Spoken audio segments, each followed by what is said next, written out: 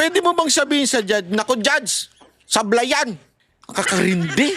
Napaka-importante na pagbigay ng magandang statement itong si Soto kasi Senate President siya.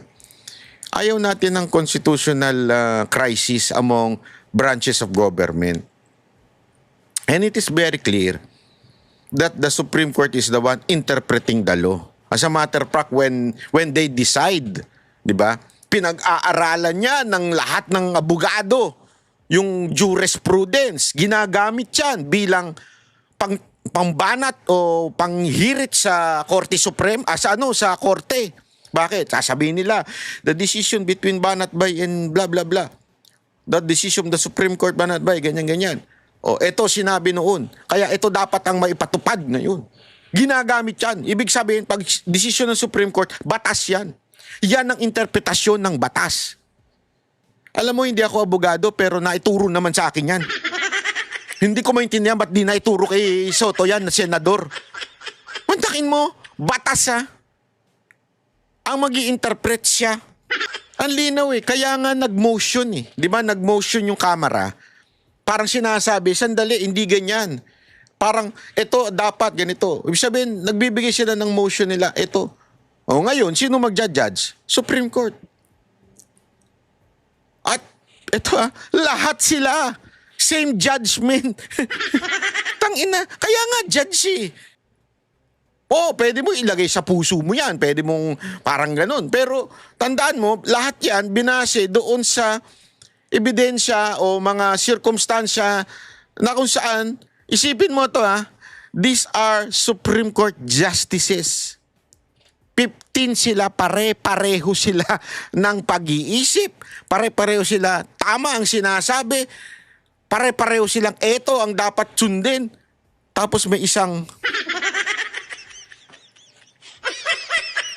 galing sa school bukol, magsasabing, wala talaga. Kaya ng sandikada para mapalitan lahat yan. Para bagang mali lahat ang desisyon nila. Katawa-tawa ka talaga, Soto. Ay nako, katawa-tawa ka. Hindi, sorry pero katawa-tawa talaga. Diba? Ay nako. Hindi ko talaga malubos maisip tong mga hirit ni Soto. Alam nyo, ladies and gentlemen, bantayan natin ito dahil talagang paulit-ulit ko sinasabi sa inyo na hindi talaga sila titigil hanggang hindi po nila natatanggal sa posisyon si VP Sara Duterte. Hindi po talaga sila titigil hanggang hindi nila nadidisqualify tumakbo sa 2028 si VP Sara Duterte. Sigurado ko, our nation is being controlled by the left and by these liberals. Kawawa talaga itong bayan natin kung ganitong klaseng mga senador ang mananatili dyan. Kasi dapat yan eh. Ang sagot dapat yan, we have a different opinion, but since it's the Supreme Court, we respect the Supreme Court. Ganun lang eh. Kaya lang para ka ikaw ay magsabi na ganito. Hindi tama eh. Kung ordinaryong Pilipino ka at magsalita ka ng ganyan bilang opinion mo, yan, freedom of speech yan. Walang problema dyan. Diba? Kalayaan mo yan. Kaya lang hindi maganda para sa isang Senate President ang magsalita ng ganyan. Kasi para bagang bit-bit mo yung buong institusyon nyo. Kasi Senate President ka eh. Kaya nga dapat maingat ka eh. Diba? Alam mo, dyan ko sa bagay na yun nagustuhan si Chis Escudero noon. Napaka-ingat magsalita. Alam mo yun, pag bumitaw siya, whether, di ba lagi niya sinasabi noon eh, may mga time pa nga siya, actually, alam ko pagkaalam ko, may part na sinasabi niya nga na tutol siya, pero dapat sundin, kasi yan ang sabi ng Korte Suprema, may mga ganun eh, may mga ganung statement si Chis Escudero. Sabi ko nga, this person is a very gentleman. Hindi man pareho, hindi man tugma sa aking pananaw o opinion ko. Sa tingin ko may mga nakaraan siyang desisyon na hindi ko gusto. Pero gayunpaman, pag nagsalita siya, maingat siya pagdating sa mga desisyon ng Korte Suprema. Pero si Soto, akala mo Diyos eh. Hindi kasi pwede talaga ho eh. Wala eh. Napakalinaw sa ating konstitusyon ang Supreme Court ang mag-i-interpret. Unless, overreach, sa pananaw ko ito'y magiging overreach o lumalagpas sa kanilang power kung may nakasulat sa konstitusyon tapos binago ng Supreme Court ang interpretasyon na napakalinaw dun sa sulat o sa letra na nakasulat sa konstitusyon tapos babaguhin ng Supreme Court. Kung malinaw. Pero kung wala, specifically the 10 days and the 3 days, kung wala yan, at yan ay rules lamang ng Kamara, at hindi ho yan masasabi nating batas kasi dapat pirmado yan ng presidente whatsoever. Di ba? O, let's say, pirmado nga. Gayunpaman, still, it is the Supreme Court who will interpret that. Kasi malabo nga eh. Pag malabo, tandaan ninyo, anything na medyo malabo pagdating sa konstitusyon, kailangan natin ng pagbasihan niyan, mga desisyon ng Korte Suprema o di kaya mag-motion sa Korte Suprema at pagdesisyonin ng Korte Suprema pag medyo malabo. And in this instance, medyo malabo nga. 'Di ba? Hindi malinaw. Kailan ba initiated? Ano ba ibig sabihin ng immediate? So nilinaw na ho ng Korte Suprema. Ito ibig sabihin ng immediate.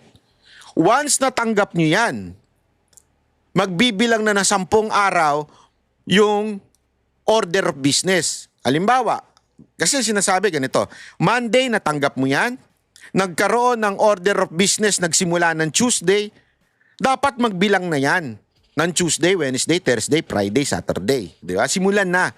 Hindi yung natanggap mo ng Monday, aantayin mo muna, dumating yung ibang impeachment bago mo ipapasok sa order of business. Ito makbunga ng Tuesday. So, mangyayari niyan, bababuhin lang batas. Anong gagawin? Magantay lang kami. Hindi namin ipapasa yan.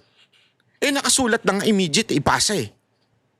Diba? Agad-agad eh. Immediate, ipasa. So, ibig sabihin, dapat yung unang session, ipasa nyo kaagad. Kaya kahit hindi ipasa, counted na yan. Yun ang sinasabi ng Korte Suprema. Hindi nyo pwedeng dayain na pag hindi porket nyo ipasa yan, hindi na magka-count yung days. Ang linaw na nito. Bakit ginawa ito?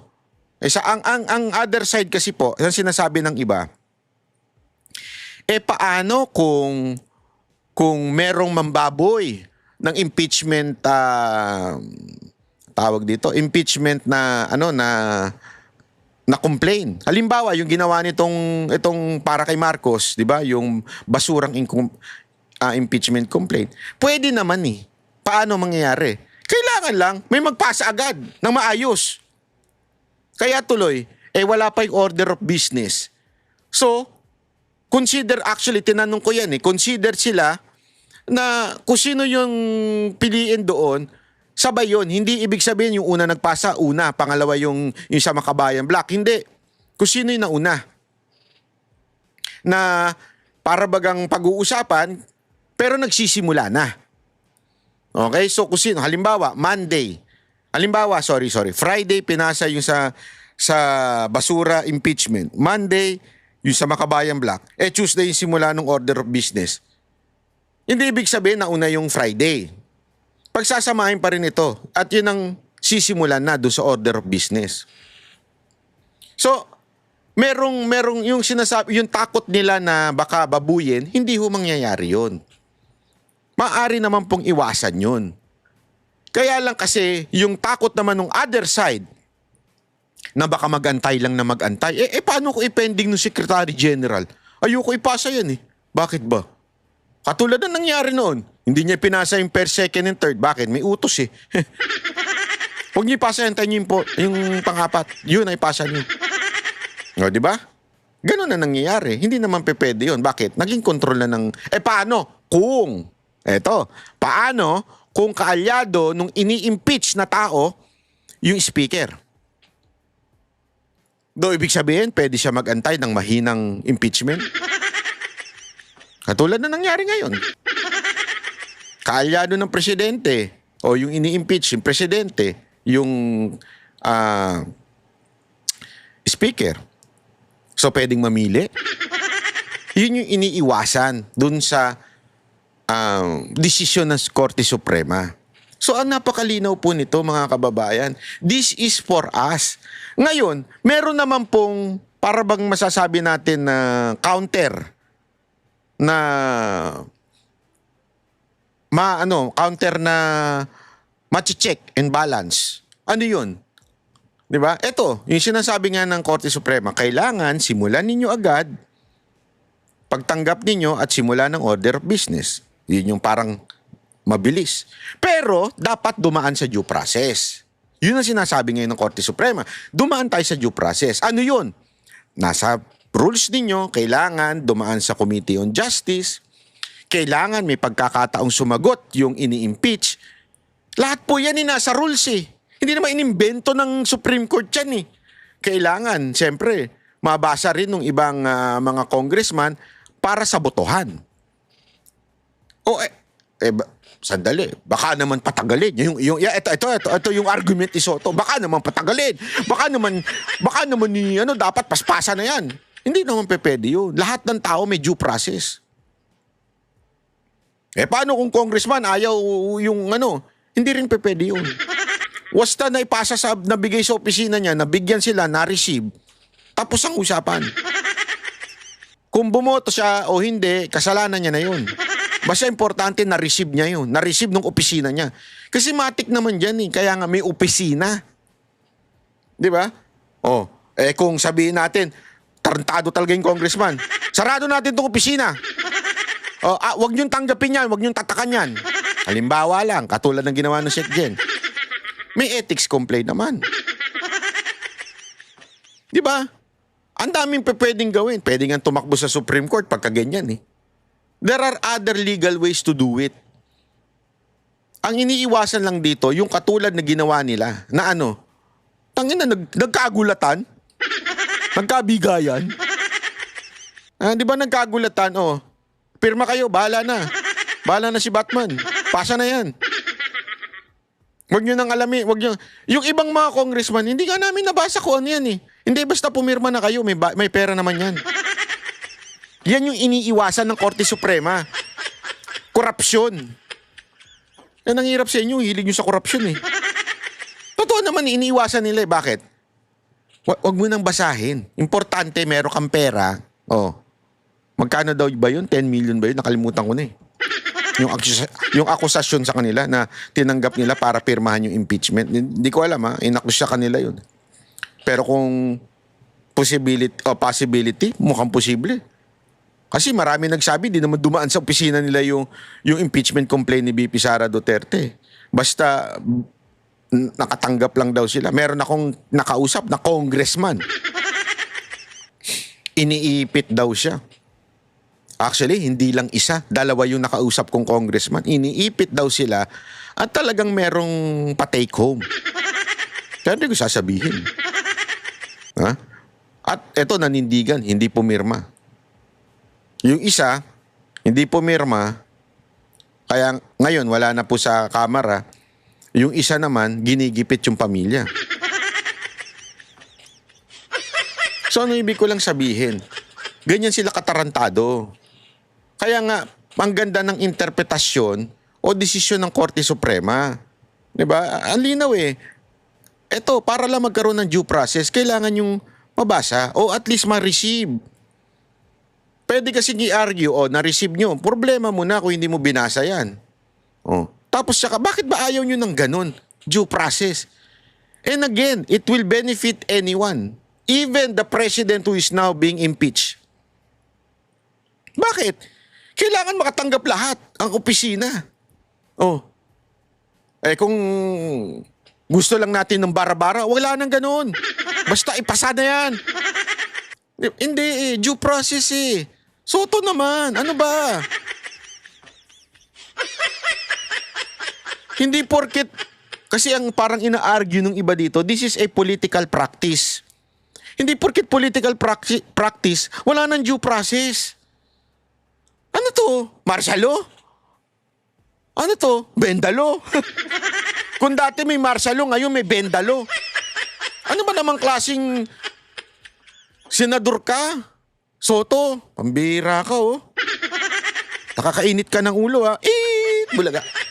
Nakakabulaga ka talaga. Sabi niya, wow! Ikaw nakakabulaga ka. Yung klase ng thinking mo nakakabulaga. Oh, ang lupit mo. Brad, ang lupit niyo sir. Walang biro. Nakaka-distract ka ng...